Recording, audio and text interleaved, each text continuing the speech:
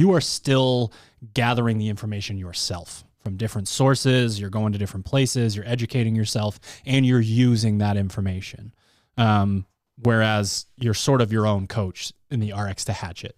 You're trying to, gather information from other people to, again, you're still sort of coaching yourself a little bit, but you're gathering information from other people. You haven't developed maybe a specific one-on-one relationship with that person. But I feel like I'm talking to basically everyone listening to this podcast right now that isn't a remote coaching athlete. Yep. So seek advice on all of those topics.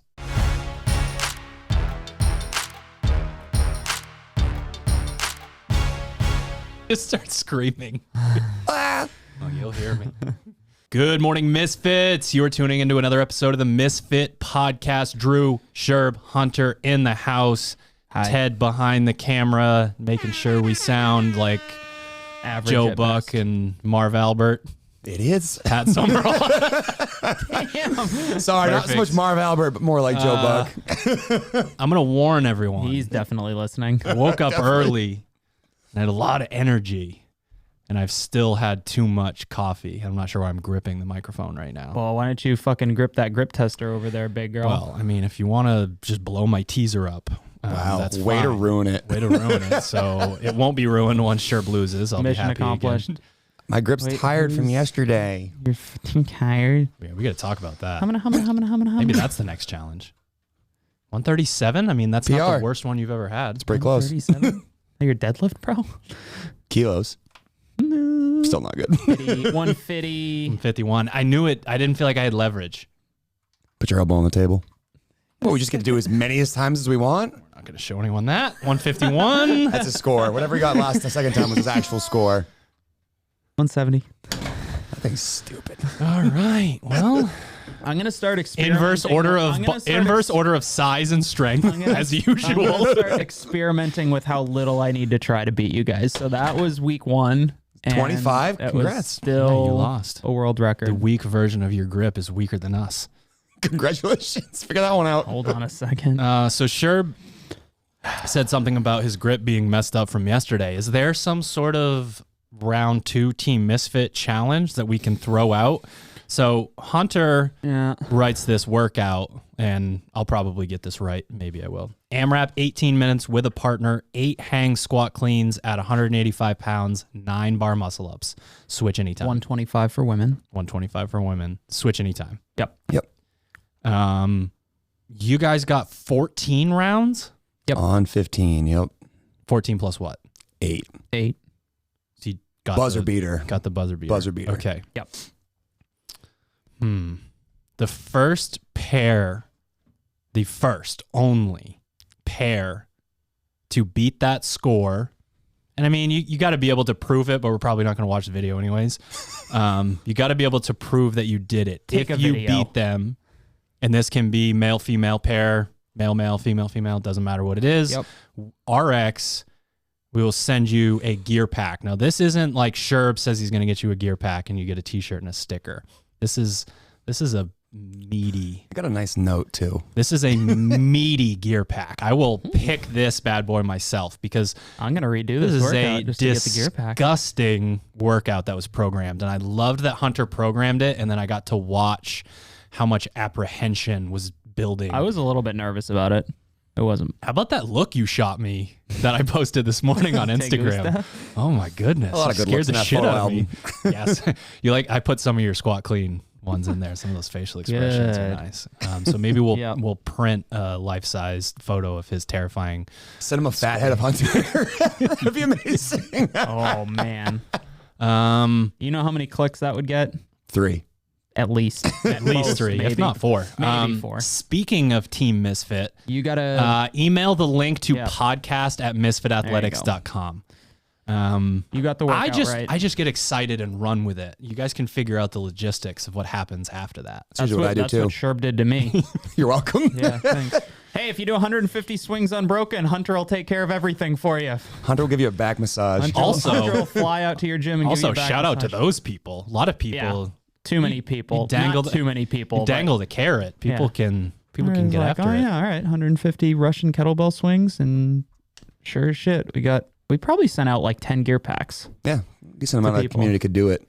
Surprisingly, one of the things you put out there, Russian swings, it's not overhead, is where does the Russian swing stop? So, they send videos in, and every single person. Couple chin level swings at best that not what we're looking for.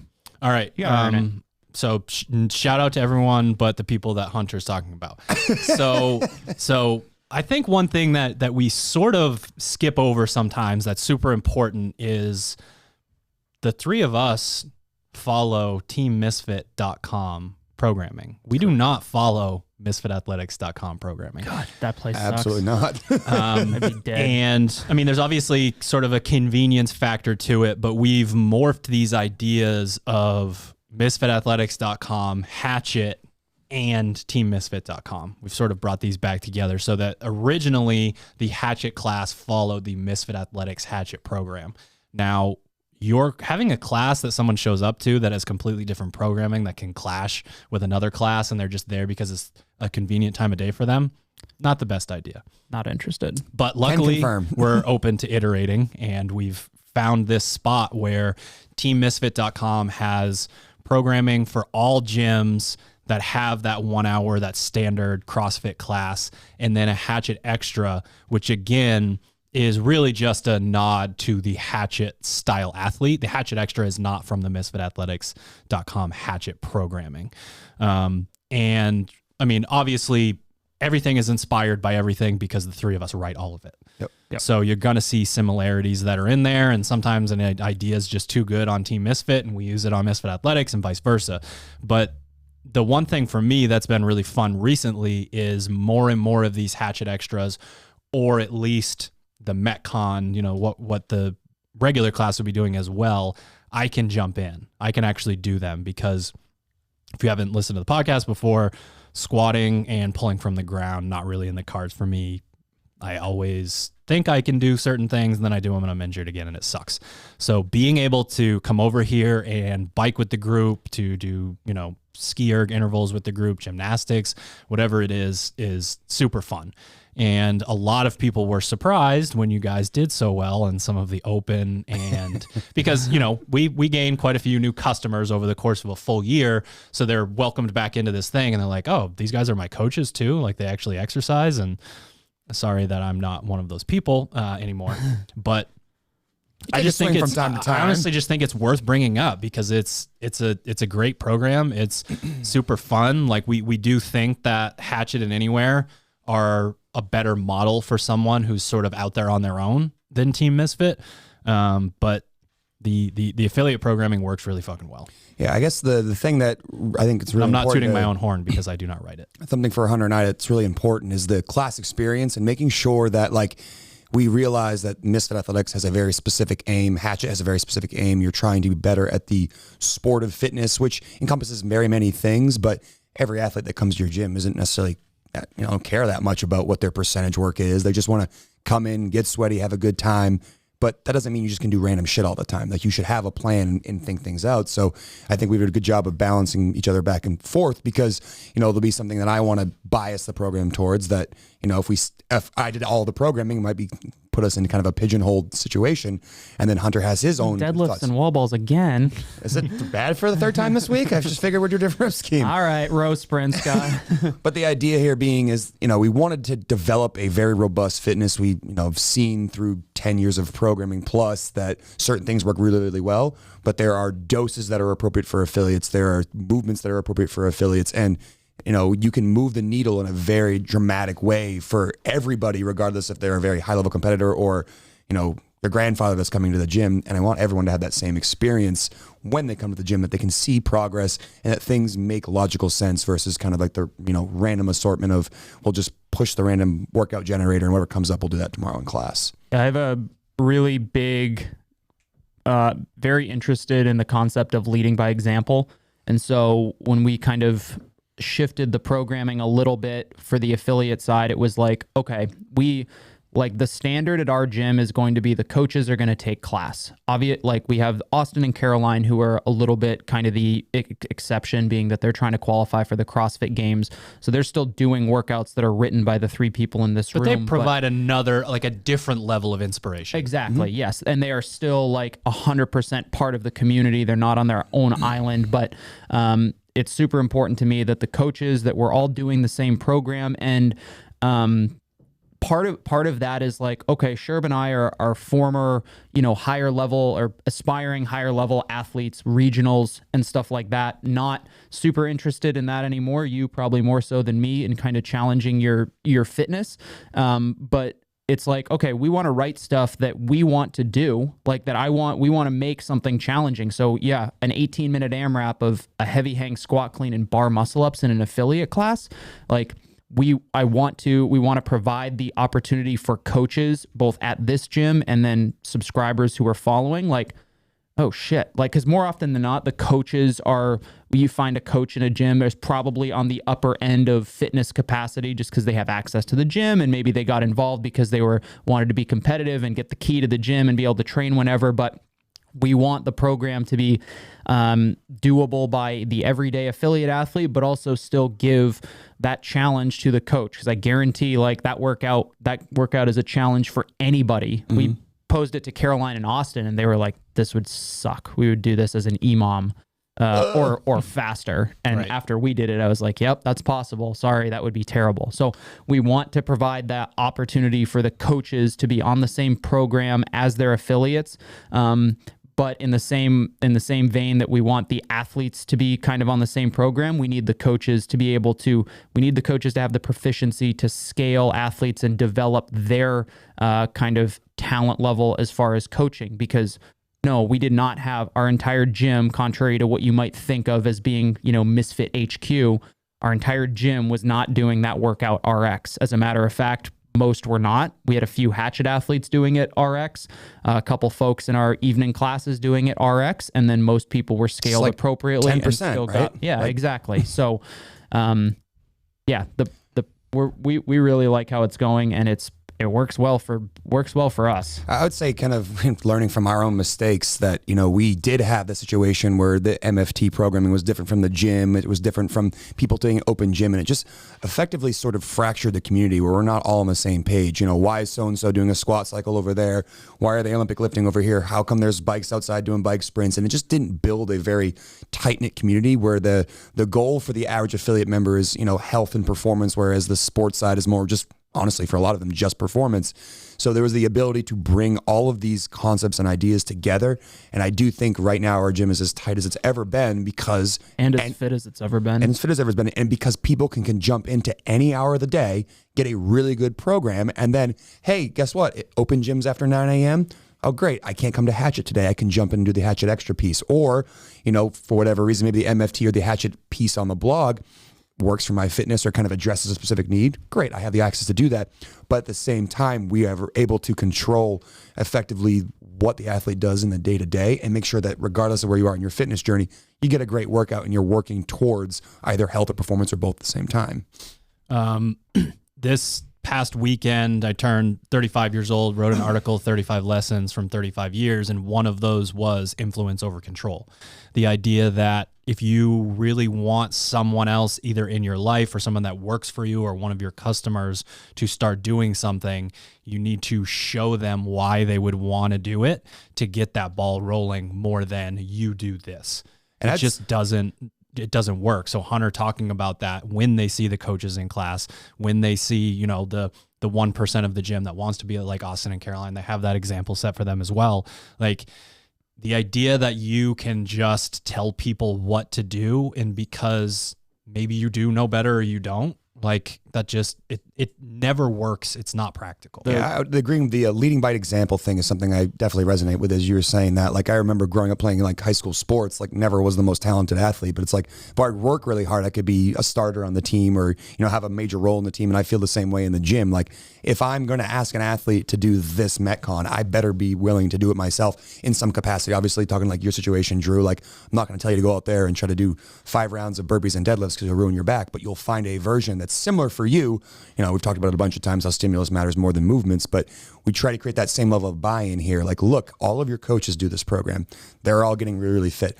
Look at this person who's been coming for months and months and months and has taken themselves from this place to that place. It's just because they come consistently. And when the upper level of the gym kind of buys into that, it has, compounding effects on people as they go through and through. So I really do think it resonates with, hey, we're doing this program because we really believe in it, and like, look at our performance. And if it's working for us, it will work for you if you try. Yeah. And that the leading by example thing too doesn't necessarily, for folks not super involved in, or I've done a lot of reading on kind of the leadership and management, and my past experience has given me a lot of really good examples of what that looks like. It doesn't necessarily mean you are doing the workout RX at the top of the leaderboard every single time. Not every coach or athlete is going to do that. It's not about, like, oh, if I'm a coach, I need to be doing the class workout. It's been a hot topic for years, whether, like, does your coach need to be able to show out? No, I would,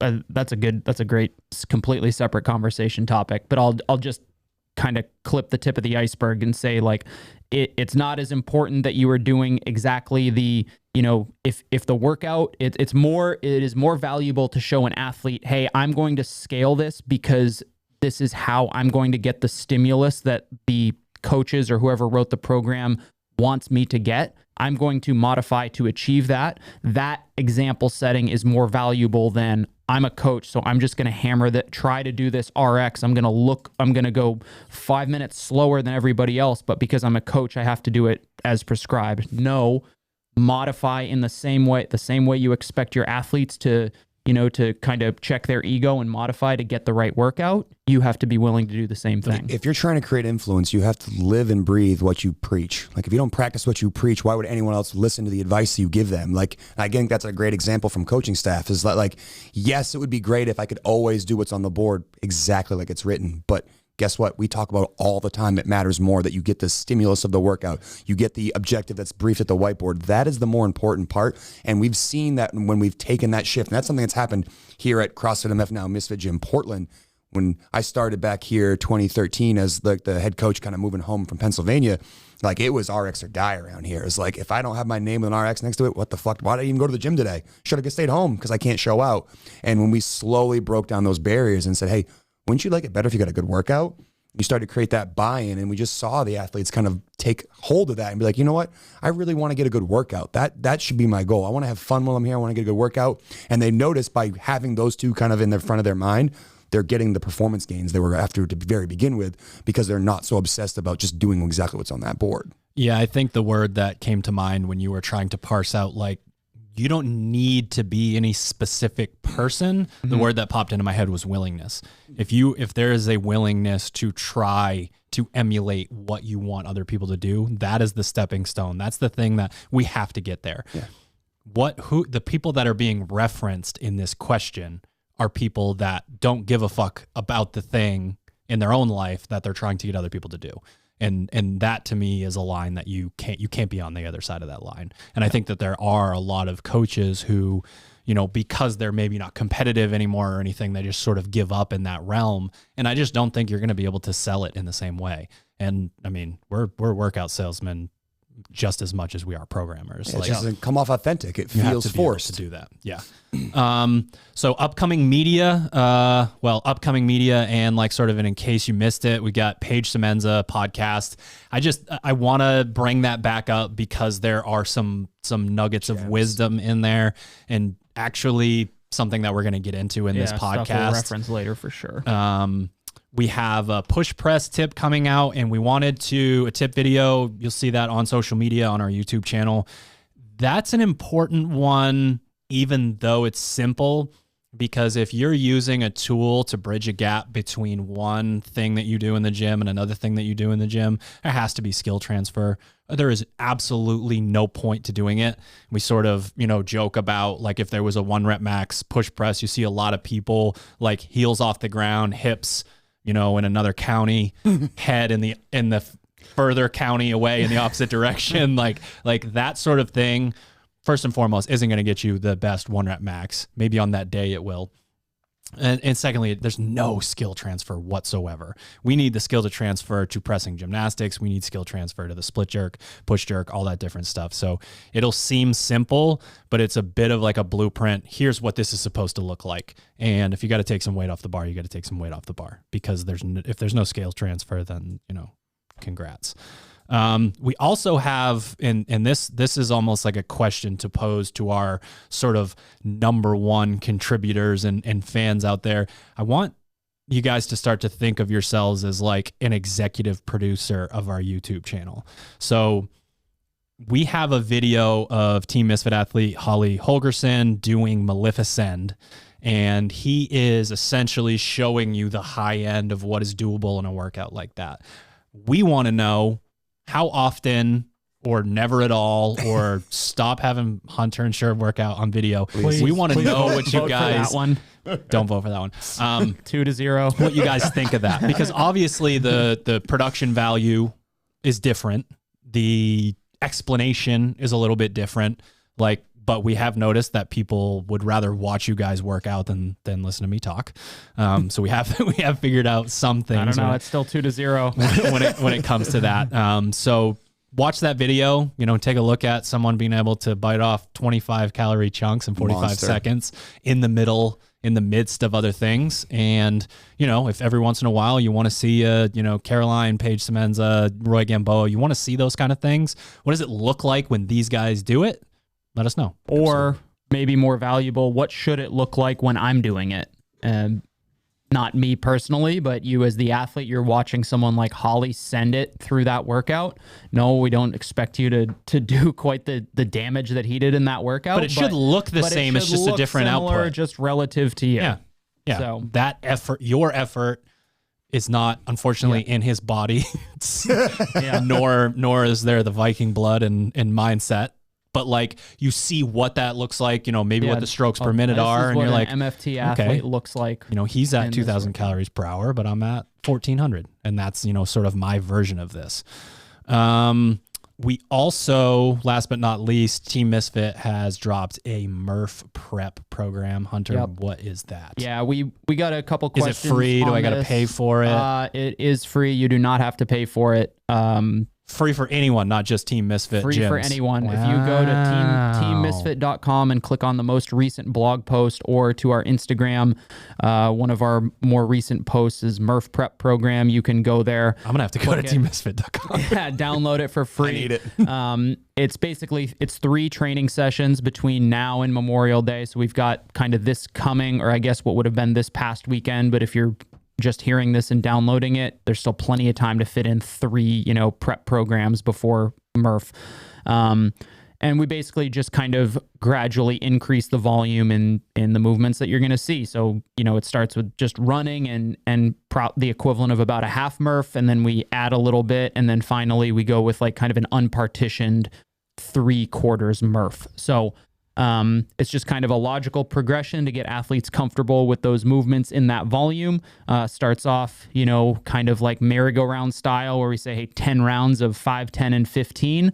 And then our final one, it's like 75, 150, 225 reps unpartitioned. So just kind of an easy way to get athletes familiar with that, or maybe they haven't put their vest on since last year and they want to get a little bit of volume and just get the feel for what it's like to wear a vest and work through those ranges. Mine's of motion. still drying. So forever unclean. We've got three great training sessions. All 3 include a warm up. All 3 include obviously the workout itself, and then some notes, kind of like the focus of that specific session, as well as a couple ways to scale it. Obviously, we want athletes with the end goal of doing the most challenging but appropriate version of Murph for that athlete. So we provide kind of scaling options, and then just some general notes on, hey, this is what we're looking at, or what you're looking at, what you should feel like, and works as an awesome little grab a couple friends on that Sunday open gym time, go through your Murph prep, so that on Memorial Day or whenever it is that your gym is doing Murph, your athletes are set up for success. They're not going to be excessively sore, risk tearing their hands or injury or something like that. Right. And we've had this conversation internally a few times. We really dislike the idea of Murph prep so that you can figure out how to game Murph and try to get the best Murph time. Murph is not about your time. Murph is about feeling as basically as bad as you can, putting out an effort that, you know, really drives you down into a hole, maybe making it worse than it has to be, whatever, you know, that sort of angle, whatever angle you want to take with that to really pay homage. But rhabdo is not cool. Not being able to come to the gym for the next week is Bloody not hands cool. for 3 weeks. Never wanting to do Murph again because, you know, X, Y, and Z. So I like that it has that step-by-step process there. But when you go in to do Murph, you're not, you know, you can race someone to try and make it hurt more, but your Murph time is not relevant. Your Murph effort and what you put into it is what is relevant. Yeah, and it is supposed to be really shitty. To me, it's about effort and virtuosity there. Like, you make the movements as quality as possible. And for a lot of gyms that, like,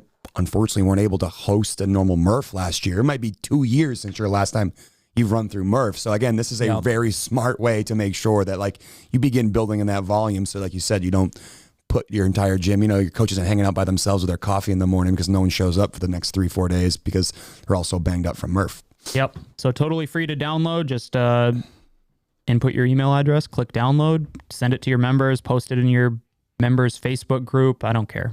Send it to your parents. All right, Misfits, just a quick break. Shout out to our show sponsors. Hopefully save you a little bit of dough on some great stuff. Speaking of great stuff, sharpentheaxeco.com. Use the code word Keala, Keala, to donate 10% of the order amount to the Keala Foundation. Head to the Keala Foundation website to check that out. Amazing cause, and you still save 10%. It's great. Now, something to pay attention to, the future. May 19th, the Misfit Athletics semifinals collection. While we think all this stuff is dope and we want you guys to buy it because we're a business, it also goes a long ways in supporting the Team Misfit athletes, getting them from point A to point B, getting them there a day early so they're not stressed out. It's extra hotel, all that stuff. So all of our sponsored athletes would love it if you'd buy some semifinals gear, support them, show up at your semifinal on Saturday wearing that purple shirt. We got all kinds of good stuff coming on May 19th. Sharpentheaxeco.com. Use the code word Keala. We are also brought to you by Pure Spectrum CBD. You can head to purespectrumcbd.com. Use the code word Misfit to save on your first order. If you heard earlier in the episode, you can save on every order that you have with the code word Misfit. Every order, always ever. use it. What I was going to say, though, we talked about earlier in the episode, Hunter and I doing that Team Misfit workout, the 8 hang squat cleans, the 9 bar muscle ups. I knew for certain I was going to be messed up from it. So I asked my wife last night, can you rub some of that Black Label salve on my traps, biceps, and my bruised quads? Get some sexy music over this part. While I'm still very sore, I'm not as sore as I would have been because I really do believe in the product and I really like it for the reducing inflammation and soreness effects. So again, you can head to purespectrumcbd.com, use the code word Misfit to save on all of your orders. Bam. Question of the day. Why? Ooh. Hey. Ooh. Why do ads on podcasts suck? I don't know. You tell me. Because the people reading them don't regularly take or use the products that they are, quote, selling. But they get money. I am maybe one of the worst salesmen on the planet. Can confirm. Arguably, can confirm. But I take Proper Fuel regularly, and I really, really like it for a number of reasons. Mostly that my biceps are filling out this XL hoodie. Proper Fuel, by far the best protein that I've ever drank. Mixes super well, tastes really good. I used to have to mix my protein with milk or water, which just... Now you just eat it? Just slows it. Yeah, so basically just turn it into pudding and eat it. See him the spoon in his office. The Proper Fuel has everything that you need without having to lug around the proverbial hockey bag that Drew always talks about with your supplements, the creatine, leucine, fenugreek extract, pink salt, everything that you need to digest and repair your muscles after a training session. Not trying to sell it because it'll sell itself once you have your own jug. Really good stuff. Head to properfuel.co. Use the code word Misfit to save on your first jug, and you'll be a believer. Bam. All right. We're also brought to you by ourselves, misfitathletics.com. Who? SugarWOD Marketplace. 2 weeks for free. You can sign up and really see what the hell we're talking about when it comes to Hatchet and MFT and, you know, the vernacular that we use when it comes to certain programs and athletes. So, you can go there to do that. And then teammisfit.com. We talked about this a bunch at the beginning of the podcast. This is the programming that we follow, and this is the programming that we write for affiliates. It's very well thought out. There's a lot of really good resources at teammisfit.com, and like really good resources, daily notes for the coaches. What is this? You know, to be able to explain all these things that we're talking about in this episode, we provide that information. So it's not just the affiliate owner gets to say, thank goodness I don't have to do this anymore. It's also the coaches go in and really learn how to help these athletes make the journey that we're talking about in this episode. teammisfit.com or the SugarWOD marketplace. All right, back to the episode. All right, so we're going to get into it now. We're going to get into sort of the topic of the day. The joke is that this would be the prepared podcast and not the unprepared podcast. Shout out to Misfit Gym Portland member Heather Steves for giving us this idea for the podcast, and it's essentially we've built on the idea and come up with a structure here where we are talking about the different leaps that we see people make within the gym, within the community, within the sport.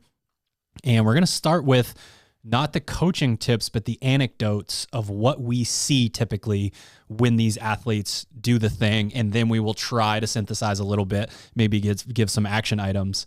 And to give an example, which will be the first example that we go, what do we typically see when an athlete makes it goes from scaled to RX? And essentially you're talking about someone comes in and they've either been scaled, you know, maybe they are an experienced CrossFitter and they've been scaled for a long time, and then something happens and they are now more traditionally an RX type athlete with what's written on the board.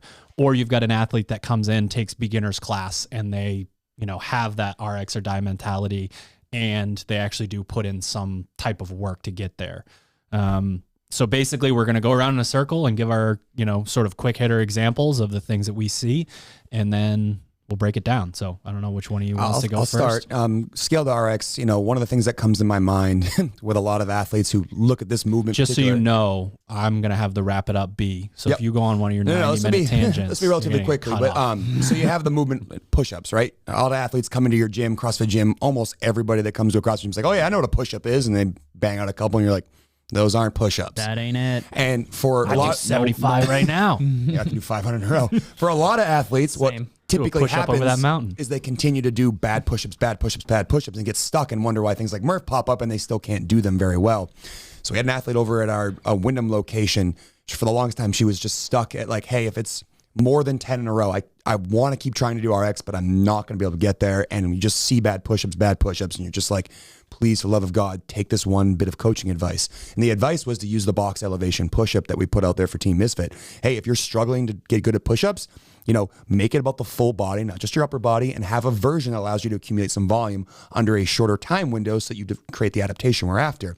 And after a little bit of hesitation, pushing back for a while, finally bought into it. And then recently we did a workout that had like 50 of them in it and was able to keep up with everybody else who was doing good push-ups, but 6 months ago would not be able to do this, but had just bought into the idea of, hey, if I modify the movement and get the stimulus correct, I can start moving through this movement faster. And all of a sudden I build capacity I didn't have before. So like the idea of like, oh, I want to row a 2K. I better just row as hard as I can and see what happens and eventually have a good 2K isn't necessarily the best idea. It's breaking it down into bite-sized chunks. Easy now. Go You're ahead. coaching. Go ahead. Sorry. Nice.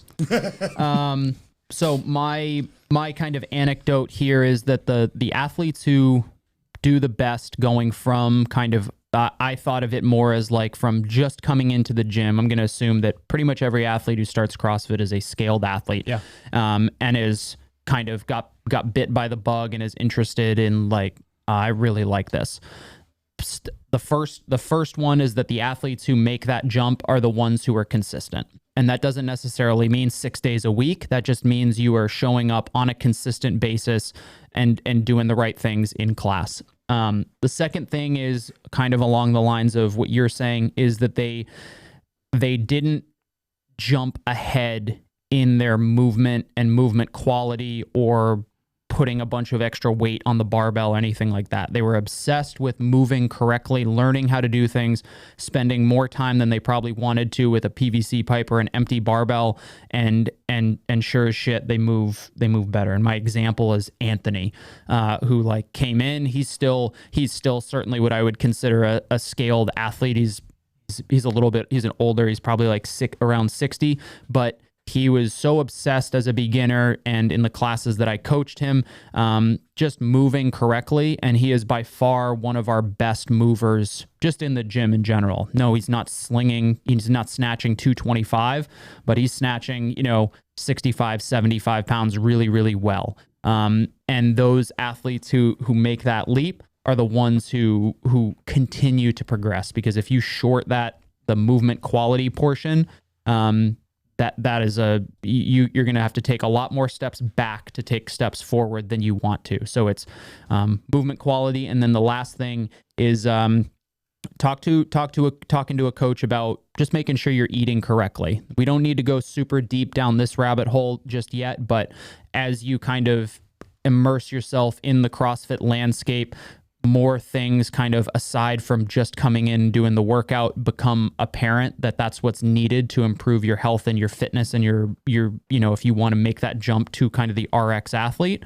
And that's just kind of like I'll again not make too big of a jump to like counting macros or intermittent fasting and stuff like that. That's probably not the point, but it's just talking to a coach, understanding like, hey, what is real food? What does that mean? What does it mean to, eat correctly before and after I work out? That a little bit of an thing. education. Just a super basic foundational education.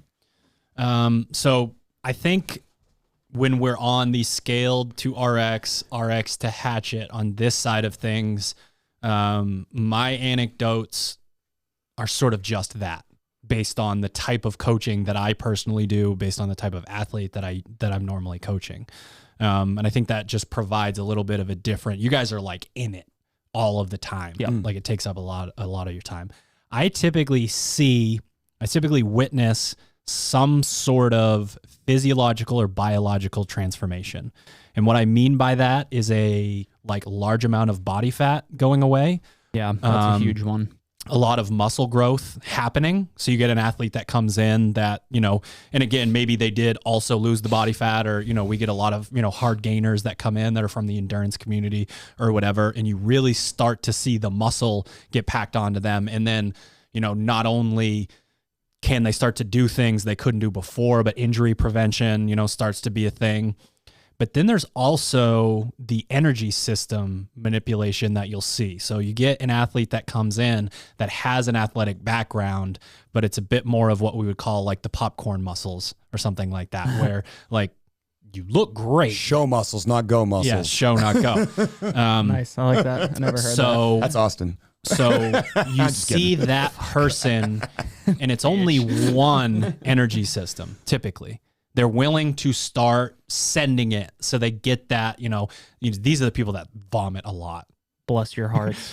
Talking to Mark? We need more of those, actually. Not the vomit, but the... Right. Or you get someone that comes in that doesn't overdo it in the longer pieces, and you start to see the power of an aerobic base starting to take over. They're willing to show up to Sweaty Saturday and do the med ball runs, or they do the engine class or whatever it is. So I'm typically seeing either or both this true physical transformation, or I start to witness what happens when an athlete starts to manipulate an energy system, because then it just spiderwebs out to all these other things. The other thing that I thought of that, will make some people laugh, but they're always a Kool-Aid drinker. Always. Oh yeah. The person that makes it from I'm A and I want to be B, they're the type of person that makes that happen because they've got that, that effect of, wait, you can like coming to the gym and exercising? That's a real thing. I can enjoy coming to this place. Like, someone is not only not going to judge me or make fun of me, but they're going to help me along the way. And every single person in here is like into that. Like, that's a very powerful thing that you can buy into. And the people that do make it to that buy into it. Now there's some of that's like putting yourself out there. There's a vulnerability to that. There's a like, because there is still the, well, I don't know these people and, you know, I don't have conversations with them, you know, that sort of thing. So, and that's happening even a lot more now.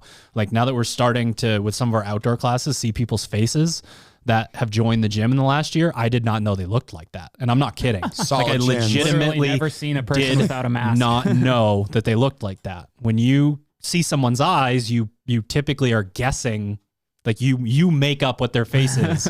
And then it's always wrong. Like the guess is always wrong unless they like friend you on social media or something and you see like that sort of thing. But so yeah, the Kool-Aid drinker, not only do I witness them just being really into it, but they're typically into the community and the social aspect, which again, I'm bringing up because that's more challenging right now. So to get into, before we move on to RX to Hatchet, sort of what could someone do here? And from a coaching standpoint, I latched on to Hunter talking about the blank slate athlete, the fucking holy grail of someone showing up at the gym and not only not knowing how to do the movements, but willing to listen to how to do them.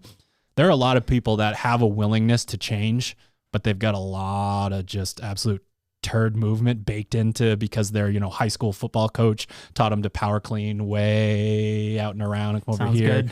You know, that sort of thing, strap up and throw it away from you. And hopefully you can jump back in front of it. So the blank slate athlete, I think an action item to attach to that would try to be that athlete. Try to wipe the slate clean. I don't know how to do these movements. I've never done them before. I'm going to pretend, because I mean, honestly, with straps on, that kettlebell swing thing is not a power clean. So let's just pretend you've never done a power clean before. And it actually is supposed to say really close and you transition under the bar, that sort of thing. So if you guys were to take notes, if I you learned guys, the straps, dude, I could put like 9,000 pounds on the bar. Who cares if it looked like a power clean? It looked dope because all those plates are on it.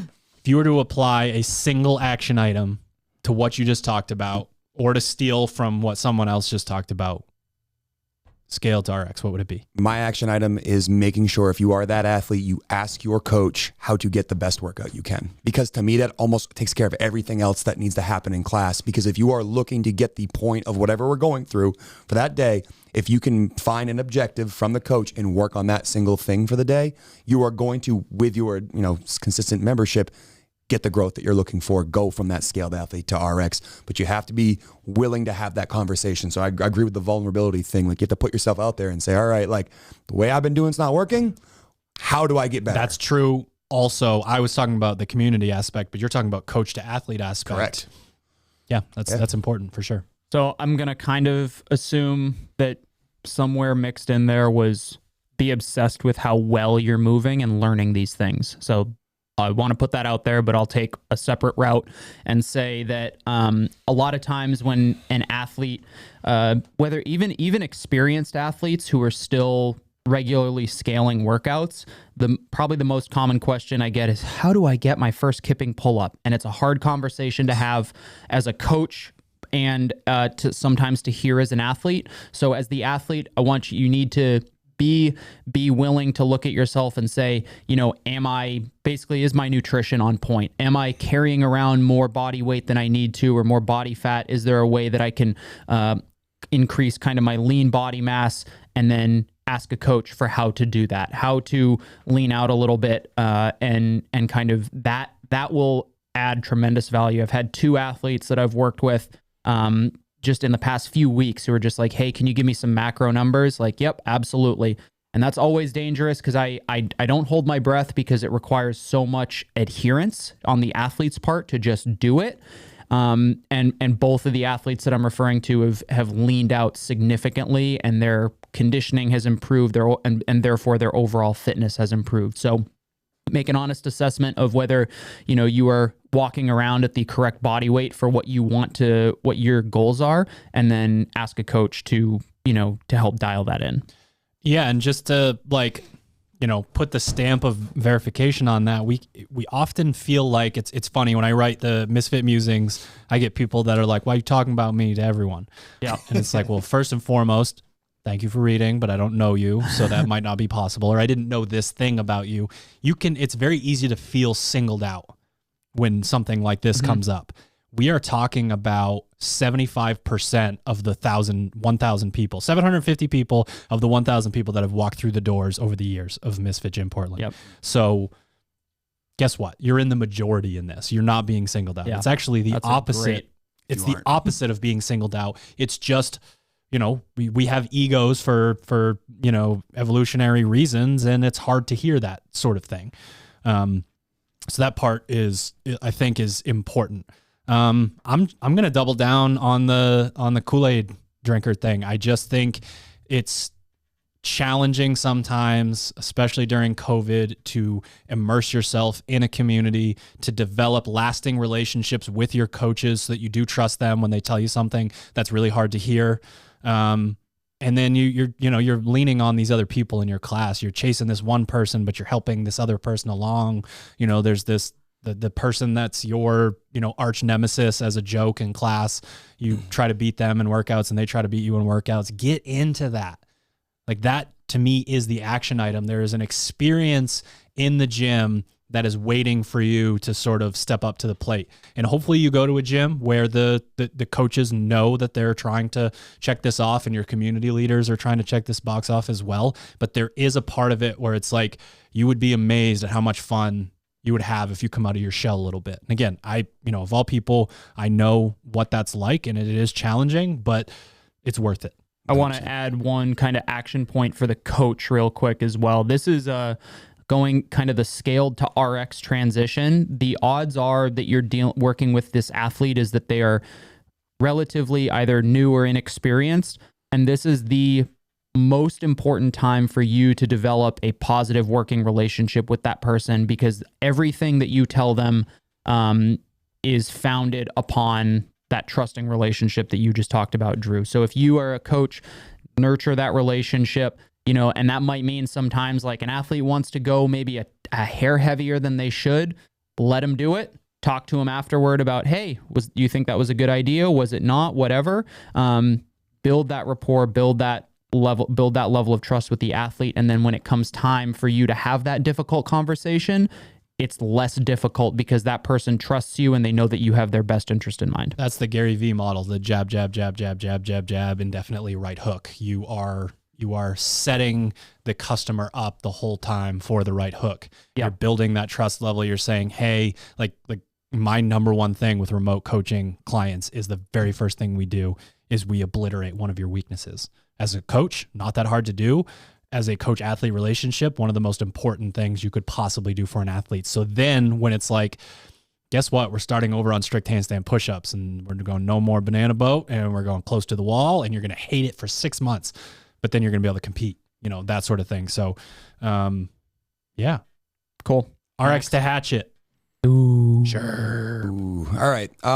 RX to hatchet, to me, again, I don't want to duplicate steps, but the getting the buy-in from the athlete who is now seeing anecdotes success. of things that you've observed. I've seen an athlete have success over and over again, and then begins reaching out to whoever the coach is or whoever the leader is in the room and saying, hey, I thought class was really fun. I feel like I did the workout exactly the way it's written, but I got a little extra time. And, last time the rowing intervals came up, I didn't do very good. Do you have an idea for me? I have athletes routinely reach out and say, all right, I noticed in the open I didn't do well here, or last time this came up in class, I didn't have success in this single thing. Is there a thing you can help me with to kind of get you there? So, you send the direction of some of our weakness templates, or you send it to an athlete and say, hey, guess what? Let's carve out a time for some PT so we can kind of address very specific things. But almost always it's that athlete who starts to do really well in class over and over again and begins going, you know what? What happens if I add one more thing? And again, it's a careful line for a coach to teeter over, because you can go very quickly in the wrong direction and all of a sudden it's 50 pieces a day. But to me, it's always that athlete who's starting to figure out the fact that they're at the top of the class and they love the potential they see in themselves and they want a little bit more to further develop that potential. Man, I got a couple on here. I think a little bit of extra time that's going to be the line. Okay, so I'm taking regular class, I'm hitting most of the workouts as prescribed, I really want to improve. The next step is, maybe it is refining a little bit of the more advanced movements, things like, your gymnastics or your weightlifting. And that, when I say refine, I do not mean adding a bunch of unneeded volume. I mean, actually now taking a look back, remembering that hopefully your trajectory was, okay, I'm a scaled athlete and I'm going to be obsessed with my movement. And that helped me get to the RX athlete. Now, how do you think you're going to go from the RX athlete to hatchet? Well, you might add a little bit more work, but you need to have that beginner mindset of, okay, I need to make sure that my movement and all the extra work that I'm doing is perfect and has a very intentional purpose. And that is as simple as, a programming example, a 10-minute EMOM of 5 perfect toes to bar.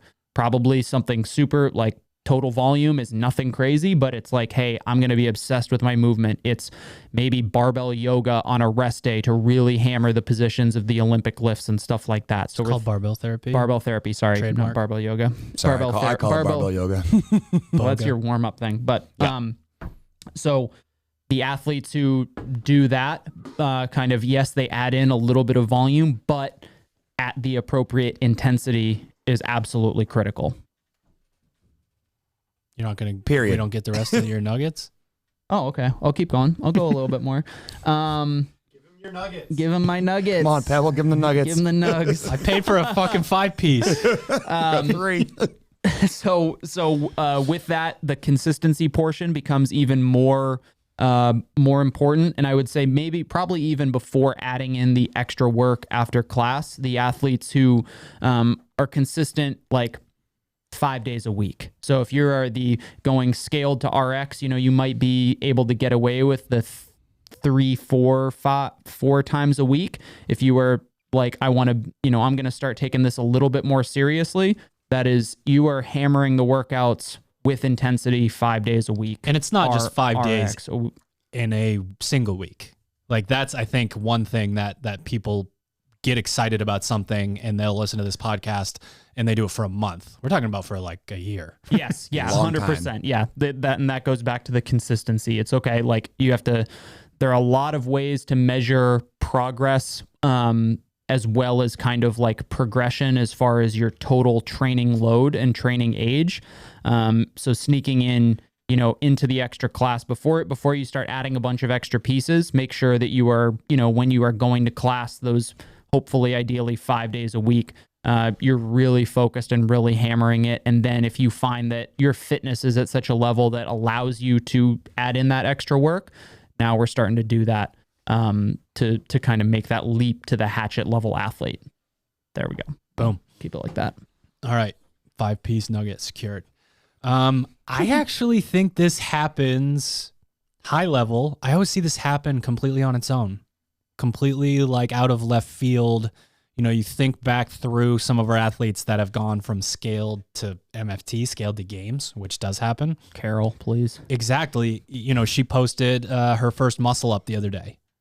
She posted on Instagram. Yeah, she was still really strong way back then. If you watch that video, she was strong way back then. And it's that thing. It's you have to want to get your first muscle up, and guess what? It does not happen in class. It rarely happens in class. Yep. So we start to see that person handstand walking. You start to see it. They make it 2 feet and then they make it 4 feet. And then you see them, string a couple of mats together and they're super pumped. You see someone, again, that is working on, doing wall balls or doing toes to bar, or, you just see that thing that's bothering them in class.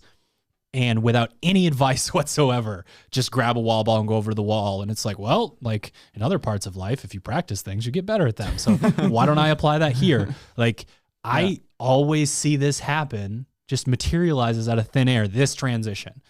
You need a lot of direction on the scale to RX, but the RX to hatchet is kind of like a passion thing where someone just starts to continue. Yeah, this is like that gray kind of area where it's like I got bit by the bug. I like this, but I always want to be kind of at the top of the whiteboard with my time or with my score and whatnot, and maybe it's like local competition coming up. Maybe I should just do a little handstand walking practice or something like that. Right.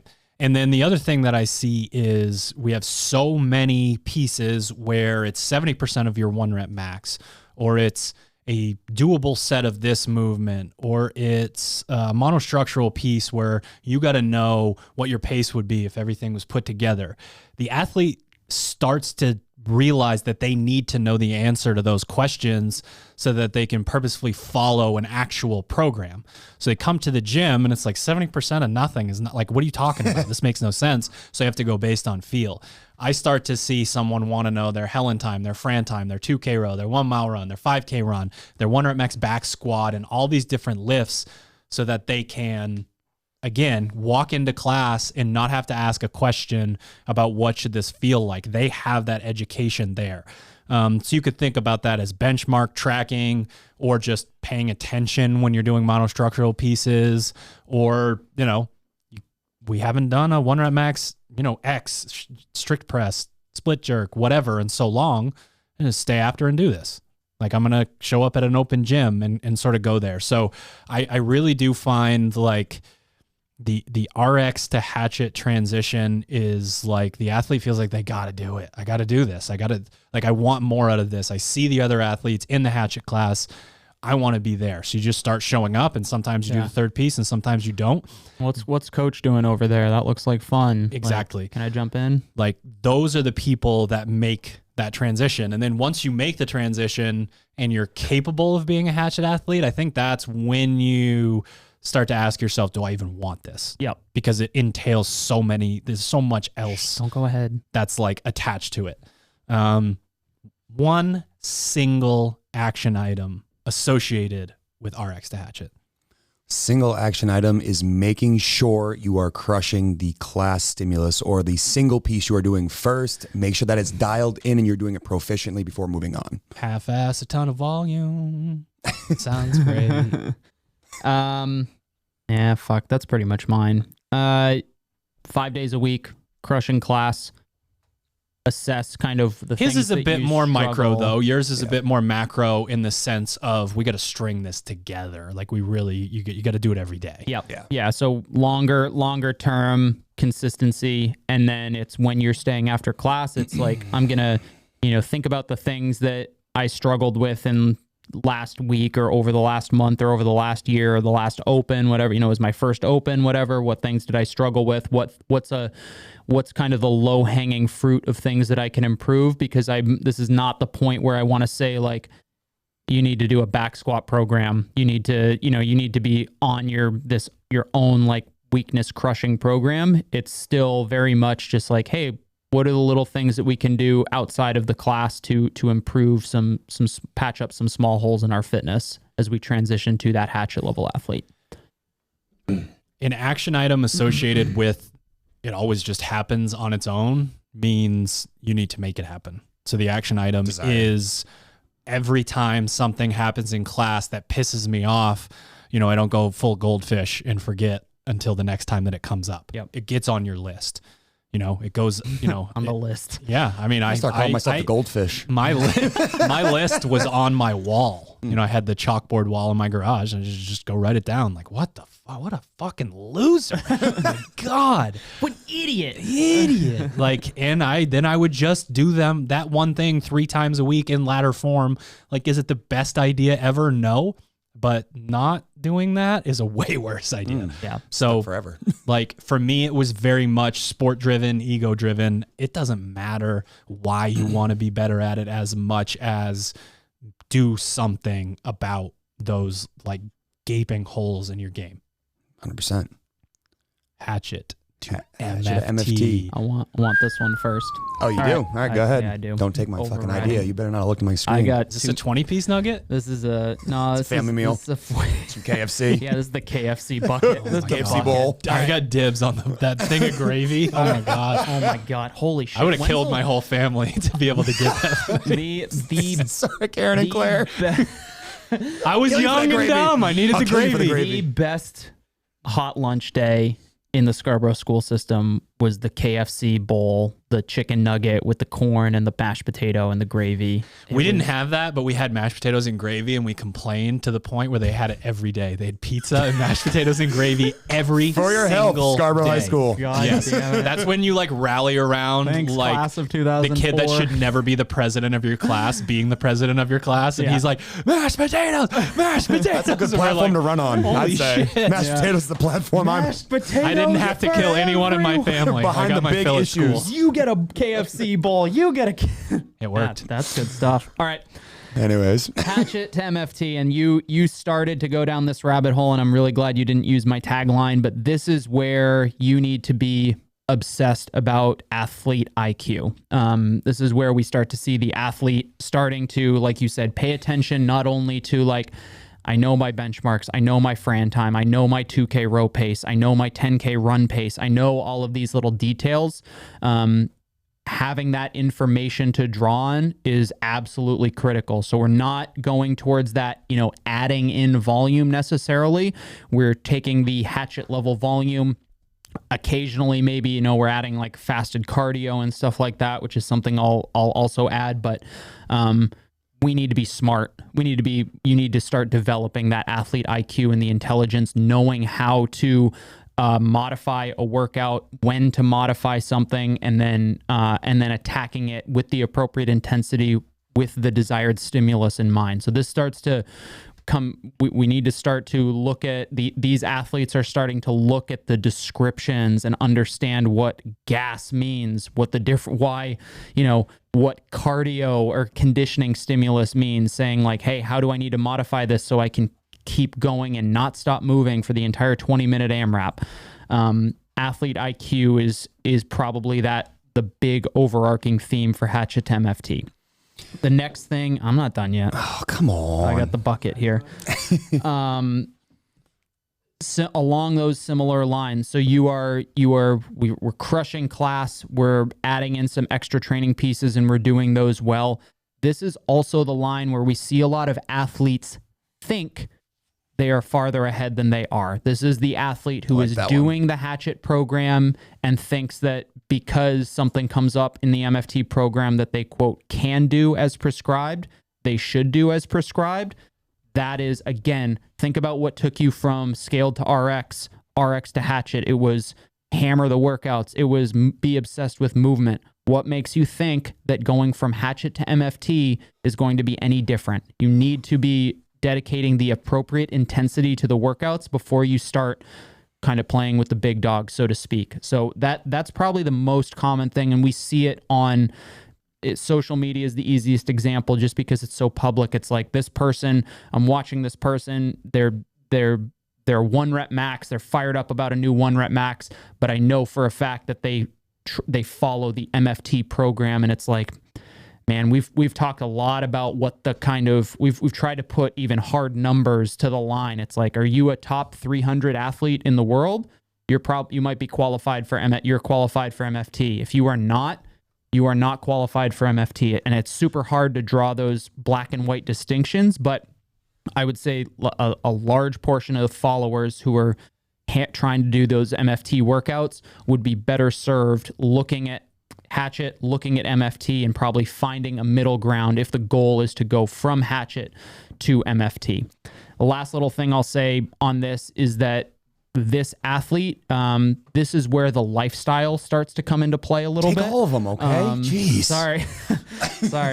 This is where that start. Okay, I'll leave it. Then I'll talk to you. No. Okay, so this is where the lifestyle thing comes into play. I'm a Hatchet level athlete. I'm hitting 3-piece training pieces per day pretty hard and have the aspiration to go towards that MFT program. I had 9 grams of protein yesterday.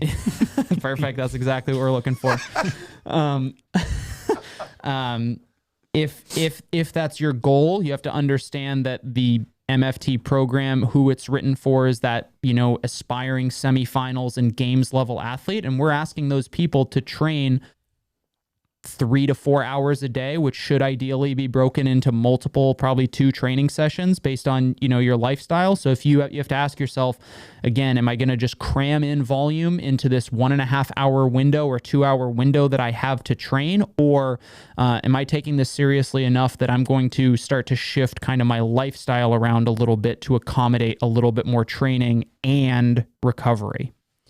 Hold on one second. So the joke that always comes to mind is one of you guys saying to me, Drew, do you think that you could maintain intensity in this workout with the way you want to do it? And then I say, no, but I did stay at a Holiday Inn Express last night.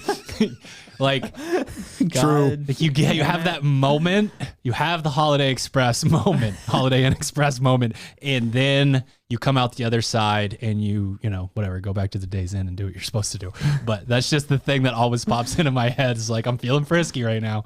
I stayed at a Holiday Inn Express last night. So since Hunter took all of them, my anecdote is just, I think Caroline personifies this journey as well as anybody else. And I feel like maybe that's sort of what was in your mind too when you were thinking about this. But, I go back to, I had this photo on my phone from September 11th, 2016, and it's her hunched over a bucket, just hating life. I think we were doing like 8 by 10 by 250 row. And I don't know if you know about Caroline, but Sounds lucrative. Rowing's not exactly her favorite thing, but she understood that if I'm trying to move the needle, I am trying to become that athlete who is no longer just really fit in class or able to maybe sneak into a competition and do decent. I want to be the best. I'm sick of being bad at something. Is taking ownership over something you're not very good at and saying, all right, I'm gonna fix this one thing. And we used to joke that back on Warren Avenue, our old location, we used to bully each other into doing fitness pieces because you'd be like, oh, let's do the let's do the running workout. And I'm like, fuck, let's do the deadlift workout. And then we'd fight for a half hour and then we'd end up doing both. And then come find me and tell me the other one cheated. Yeah, Hunter can do 50 wall balls to my 5. I was never part of that group. No, that was a different squad back then. But to me, it's the, again, going back to athlete IQ and taking ownership over the things that you're not good at and saying, I am sick and tired of being mediocre at this one thing. And I'm going to put that maybe on a pedestal for a small dose of time so I can see the improvement I'm going for. So to me, it's just that the willingness to go into a training session and going, I know that I'm not going to beat anybody at this workout, but this is what I need the most. This is what I have to do. And realizing that beating someone on a random Wednesday means jack shit. It's about growth. Fact. All right. I have quite a few, so I'm going to go kind of rapid fire here. The Hatchet MFT athlete follows a program, a periodized, has percentages in it, and sticks to it for an extended period of time. We see people who should be able to make the Hatchet to MFT leap, but they'd rather leap programs back and forth. I'm over here, I'm over there. I had a bad week, and you should know that means you're overreaching and about to come out the other side great, but you get discouraged and stop. They seek advice. So that individual journey that is RX to Hatchet, you start to see someone who seeks advice on exactly what baskets to put how many eggs into. So when you're RX to Hatchet, you're sort of just getting in real-time feedback. When you're making this next big jump, you're asking a professional to help you with what are the things that you should be working on. Because we talk a lot about how the movements don't matter in the workout. It's the stimulus that we're after. So if that's true, then only working on specific weaknesses related to movements isn't going to check that same box off. There's a lot of people that don't want to hear you got to go sit on the C2 bike or start, logging your Sunday miles or whatever. And that's why they don't ask the question. Lifestyle changes are really big. And when I say lifestyle changes, I'm talking about sleep. I'm talking about nutrition. I'm talking about auditing personal relationships. If there's a motherfucker in your life that's stressing you out, making it really hard to get your shit done. They also definitely 100% start to compete. I have that's a good one. That's a really good one. The bug, the itch, that feeling like I want to compete. I'm the big fish in the small pond. Where can I go to figure this out? Fraser talks about traveling New England to pick up $300 checks from different places. And I think that's that thing that happens when you start to get that bug of, he says he was financially motivated, but now we see probably. That's a he's big just one. an It's like, absolute animal. oh, the open comes around. You're not feeling great. I don't know if I'm gonna sign up. I don't think that Dude. if you got to ask that question. Throwing hands, I hear that. Yeah, That's the case. Go back to class and just have fun. You know what I mean? Right. If that's the situation, it's not a bad thing at all. Bad thing at all. Yeah. Except if you are projecting your identity as this. Yep. And then, well, I'm a weightlifter now. Every goddamn March.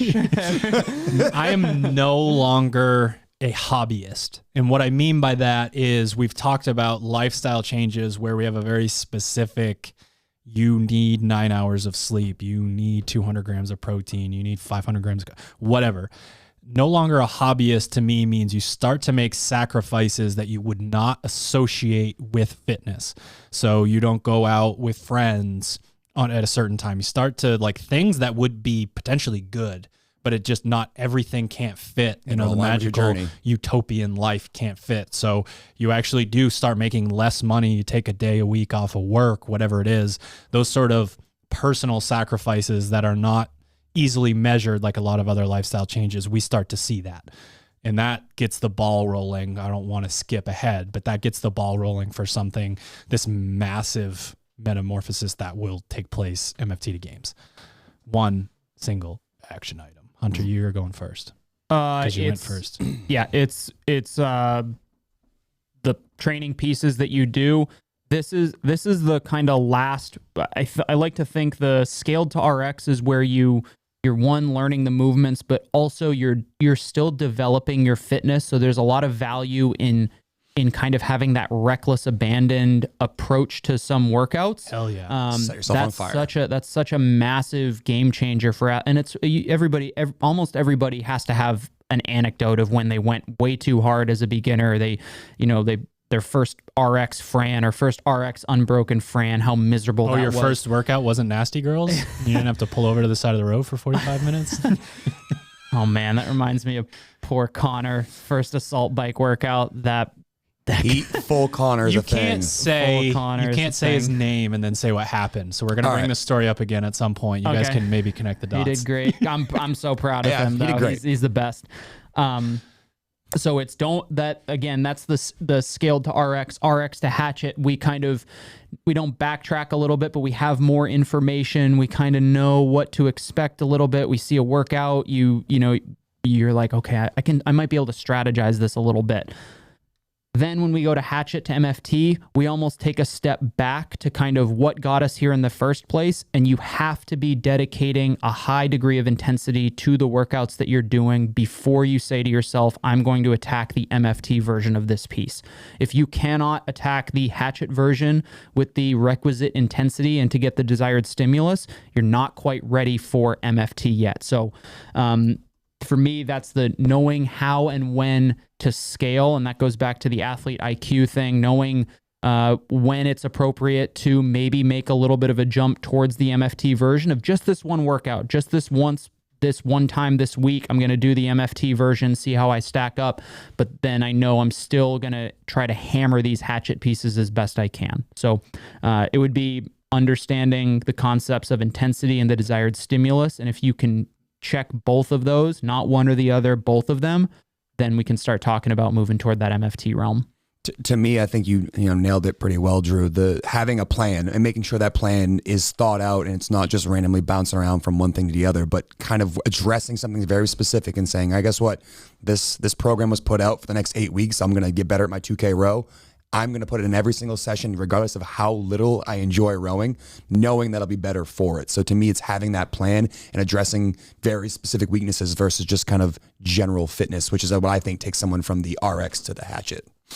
I want to clarify who we think this person is before saying what I think the action item is. My mind goes to Brother Ali, bad motherfucker. Like, if you are what we consider the person making that transition to MFT, you are a semifinals level athlete, not a semifinals aspiring athlete. Yep. That to me is a very important, before saying what you need to do to be that athlete. I think that matters because there are a lot of people striving to be the MFT athlete while following MFT. And while that can happen. It's probably going to take a little bit longer. So again, just, we always have the nods to the Hatchet program itself. And I think that part's important. The action item is to seek and gather and use advice. So that goes to sticking to a program, seek advice on which things you should be paying more attention to, lifestyle changes, coach, what competition do you think that I should be going to, that sort of stuff. But it still is, it's halfway to what we're going to say about the games athlete. You are still gathering the information yourself from different sources. You're going to different places, you're educating yourself, and you're using that information. Whereas you're sort of your own coach in the RX to Hatchet. You're trying to, gather information from other people to, again, you're still sort of coaching yourself a little bit, but you're gathering information from other people. You haven't developed maybe a specific one-on-one relationship with that person. But I feel like I'm talking to basically everyone listening to this podcast right now that isn't a remote coaching athlete. Yep. So seek advice on all of those topics, all the way across the board, and seek it from different places. Seek it from Misfit Athletics, seek it from our competitors, seek it from old, training manuals and all that crazy stuff, but try to get interested in enough that you can start to check off more boxes yourself. MFT to games athlete. You going first? Or am I going first? You can go first. I won't count up. My thing for that athlete. Now I'll steal both your ideas. They've dialed in all the things that we've talked about up to this point. But I think the point at which you start to believe that you belong on the stage with the best athletes, and they're no longer, oh my God, look at them over there, but fuck that, I can beat that person at this workout. I'm ready for this. That desire to take on those idols you had when you first walked in the door, started to get interested in competitive CrossFit and say, you know what, they're not that much better at me at this. I can fucking give them a run there. And I always go back to someone like Cody, who, for years and years, when he was coming to the gym, when he was 16, 17, 18 years old, we're like, that kid could be a CrossFit Games athlete if he believes it. And he would do things every once in a while that would blow your mind. Walking off the street as a 17-year-old kid and row a 6:42K on his first time ever being on a rower. It's that doesn't happen. That doesn't happen for a lot of people. But until you believe you belong, you are going to constantly think that there's that doubt in your mind that doesn't allow you to reach that last, 2 to 3% of your potential. And I really do think that's a critical element in taking that final leap from, hey, I'm really, really fit and I like to compete, to I'm going there for my Reebok swag pack, to I want to go take the check home. I want to be the guy at the top of the podium at the end of the weekend. Wow, I'm in the same room as Tia Claire Toomey. Cool. Exactly. Coming for you, Tia. Yeah, I'm taking that spot. 40th. These people have that itch that we talked about. They have it in beginner's class. Mm-hmm. Yeah. We never have to bring up that you need the itch. They got it. It's step one. Always there. Yeah, for sure. Okay, I'll give you my 4 quick hitter bullet points. Get a coach, get good training partners. Oh, you're stealing my ideas. Gym/recovery is your life, and you need the support structure. Ooh, okay. So you need. So now you have no ideas. you are an MFT athlete. We're assuming, we're not assuming. You are an MFT athlete. You have all of the skills, you have the desire, you have that you've developed that athlete IQ, you have gathered enough information, you've sought the assistance from other people.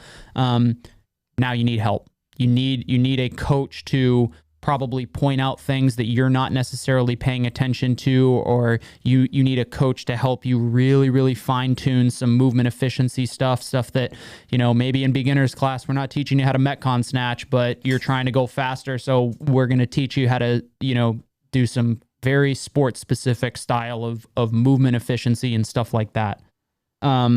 The training partners thing is huge, even if they're not necessarily at your level, because, the higher we kind of climb, that peak narrows. There are fewer athletes at the top.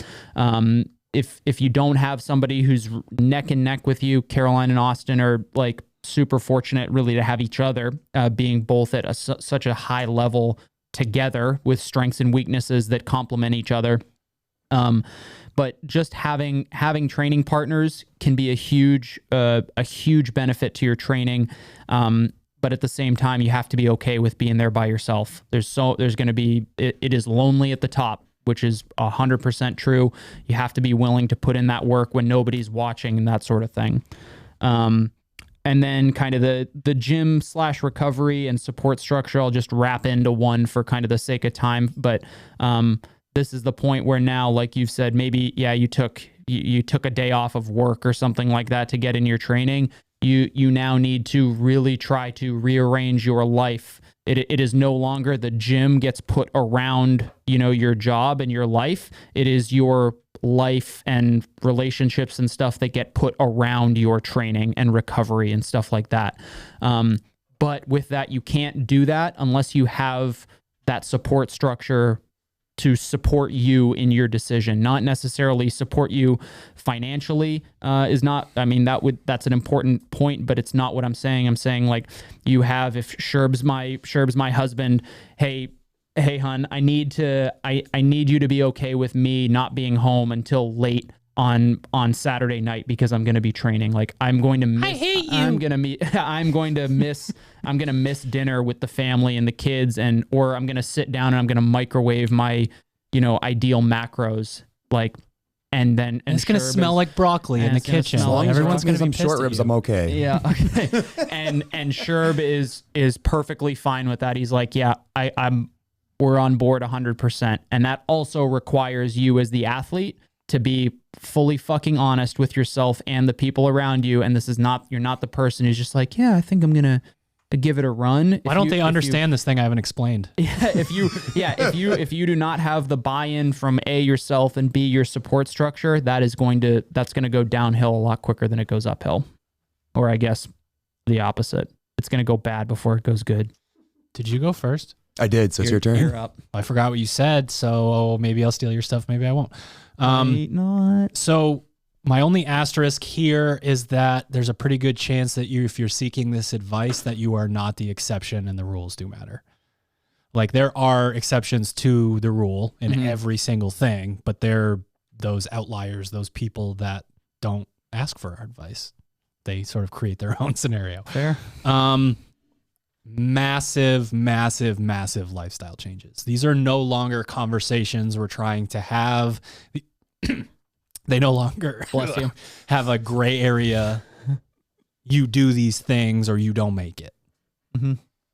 And I'm talking all of them. I'm talking sleep. I'm talking nutrition, dealing with the stress in your life, recovery. Are you the type of athlete that goes all out and then sits on a couch the rest of the day? That's not going to cut it. Do you do your aerobic work? All that. I would say the most specific one that I have, based on the amount of athletes that have come to Misfit Athletics training camps as semifinals or not even semifinals athletes and then go to the CrossFit Games, is they're obsessed with movement efficiency. And they're not only obsessed with movement efficiency, but the light switch got turned on for them. Because they show up, they have the ability, they have the energy systems, they have the musculature, all of these things, and they can't connect the dots because no one's ever taught them how to move properly. Like, if an athlete comes to work with me and they're doing pretty well and they move like shit, I get so excited because it's like, this is going to be easy. This is so easy. This is going to be so easy. Your engine's insane, but you suck at this. They're the opposite of a blank canvas. They're not a blank canvas. They're a blank canvas, but it's a canvas that just needs a few touch-ups, and you have the opportunity to really put your influence into it. Right. So, obsessed with movement efficiency, but typically not yet. So, like, they make the transition by becoming obsessed with movement efficiency. They don't know it. Every single one of them has a coach. When I say everyone, I mean every single one. And everything that we do is an advertisement for Misfit Athletics and remote coaching or following this, program or that program. And there are 7 of us that do the remote coaching, and we would love to be your coach, but not every CrossFit Games athlete is coached by Misfit Athletics, but every single one of them has a coach. Your blueprint needs to be laid out for you. You cannot show up and go, okay, I'm going to do this, then I'm going to do this. You are taking away from your personal, mental, and physical resources to create something that should be created for you. Accountability is also built into that. So you have these athletes and you see them, and they're the ones that buy in to those accountability pieces. When it's like, all right, sign up for the Whoop team dashboard or whatever it's called, and You slept for how, like, why are we having this conversation? It's athletes that are okay with those sort of things, that welcome those sort of things. And I just think it's, I did not have this on my list. It didn't even cross my mind. The support structure thing is so important to me. If you become the athlete, that sets the expectations with other people. You get a lot of people out there that wish they had someone in their life or more people in their life that understood what they were doing, that also don't explain what they're doing. They don't tell their significant other, their cousin, their coach, their whatever. They don't tell the people in their life, it means this much to me. And it would mean an equal amount to me if you were to support me in what I do. That's a conversation that you have to have. Like, and those are big conversations, but those are the types of conversations that can move the needle. You can go from, do I make it? Can I even make it to the games? To not only do I make it every year, but I care if I'm in 7th versus 29th. There's a lot of athletes that are just trying to make it to the CrossFit Games, but these are the types of things. These are just the gaining the slight edge over your competition. Those are the types of things that we see in athletes. They have that support system because their support system knows what it means to them. If they're completely removed from it and it just seems like you're neglecting them, it's not going to be a great personal relationship, no matter what level it's at, whether you're married or it's just a friend. And we see like every athlete that has success has these group of people around them, whether or not whether it's 3 people or it's 50 people, depending on who you are, like similar to every single one as a coach. Every single one of these athletes has a group that comes with them. You see them walking at the CrossFit Games in posses of anywhere from 3 to 30 people. It's because they built this opportunity to have high level success because they're open and transparent with the people around them. And those people want nothing more than to see that person succeed, but it's a give and take. They work together in this regard. So I don't know if you're ready for final thoughts or like one action items. single action item. Yes, I was just going to add to the beep boop. We kind of alluded to it, and this is where I wanted to bring it up, is the podcast with Paige. We talked about she talked about how much better her training is going, how well she feels, and her leaderboard score, or her spot on the leaderboard, is indicative of that, being 12th in the world. She's a terrific, boyfriend and personal relationship. Things in her personal life are going super well. And that just goes to show how important that is. When she's coaching her 20 hours a week at the affiliates, she's dedicated to giving as much energy to those people as she is to putting the energy into her own training. And those people, they see that and they want to help her. All of a sudden, Paige now has 2 gyms worth of members who want to see her succeed. With Caroline and Austin, it's the same thing. When they come out, they have a smile on their face. They're coaching. People enjoy interacting with them. They want them to succeed. They feel it for them when they struggle in a quarterfinals workout. They celebrate them with them when they crush it. And that whole system just brings the level of competition up for that athlete so high. But that requires you as the individual athlete you probably need to give more up front than you are going to receive initially. Because if you give that and you get that back, that rebound effect is massive. Action items. Mine is realizing at this level, at the highest level of our sport, everything that you do is either a plus or a minus. Every single thing you do is either going to take you one step closer to your goal or one step further, and realizing there's going to be a whole hell of a lot more pluses than there are minuses. And don't get me wrong, you should still go out and have fun with your friends occasionally, but realizing that a lot of times, sometimes it could be a way to blow off steam. But for a lot of the people here, you have to realize that every single action that you do either takes you closer or further away. And you need to be hyper aware, sort of what you were saying with the athlete IQ, that certain things are helpful, certain things are not helpful, and you need to maximize the amount of helpful things and minimize the amount of things that are not helpful. Sherb said everything. He didn't say most things. He didn't say some things. He said everything. And that's just how it is. Yeah. Has to be. It's fucking crazy, by the way. Has to be. But it's the reality of, if you want to be this thing, that's, sort of where you're at. For me, the action item is everything that you can take off of your own plate. You should give it to someone who is an expert in their field. So we're talking nutrition, we're talking sleep, we're talking what is your training. And when you do that, not only are you receiving back, again, like I said, the blueprint that you should not be creating, but that accountability piece is so huge. If you want to go to the CrossFit Games and you're still skipping your aerobic pieces, if you want to go to the CrossFit Games and you are still, moving like crap in Metcons, not, or seeing how high of a score you can get in skill work. It's called skill, for a reason. You're supposed to try to improve and get better at something. That's just no good. So when you have that person that is in charge of those things, not only are they writing it down for you, but they're supposed to know how it went and they're supposed to know what it looked like. And those sort of things are how you can move the needle when it comes to that. There is so much physical and mental energy put into going into the gym and executing that you're just not going to have the resources to check off all these boxes on your own. And hopefully at this point, you can get a coach for free and tell people you follow their program so that they get more customers. Hopefully you can, work with a nutrition coach who does the same thing. Hopefully you can get sponsors because of, sort of the lifestyle that you lead and, put onto social media, whatever it is. But man, it certainly has the overall feel of the support structure, but there's a professionalism in the support structure that also matters quite a bit. Yeah. So to me, the foundation for getting all of these things into place is a full and honest assessment and then commitment to that goal. It is, I am going to be a CrossFit Games athlete. I am going to do the things that are necessary. I understand and accept the sacrifices that need to be made, and putting it out there and being truly honest with yourself. And then it's time to have those conversations like, hey, I've committed. Family, can you support me?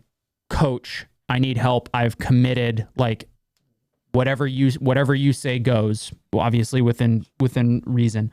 And then all of those things start to fall into place. So as the athlete, it is the commitment to having an understanding of what it takes. And then, like you said, the ability to delegate and just trust kind of people that you're allowing to help you on that journey. I really like the idea of putting it out there in the universe too. We talk about it all the time with athletes who have big goals. It's like, if you don't put it out in the world, you don't have people around you knowing it, how are they going to be there to support you? So I really do love that concept of, if you have a big goal like that, tell people about it. Make it the thing you live and breathe every single day, because if it's on the front of your mind and people know around you that you're doing those things and that genuinely want to help you, they're going to help you succeed by finding ways to make your life easier, because you in turn do something for them.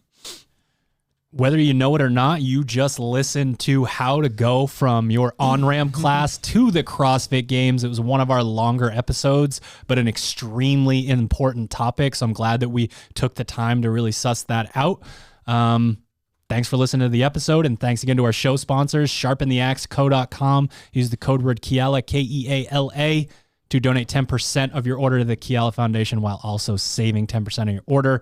Properfuel.co. Use the code word Misfit to save on your very first order of Proper Recovery, your complete post-workout nutrition solution.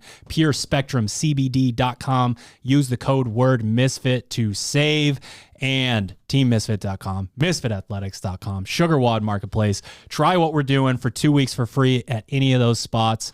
And as always, I am at Misfit Coach on Instagram. Slide into those DMs. Let me know what you thought of the episode, what you would like to hear next. See you next week.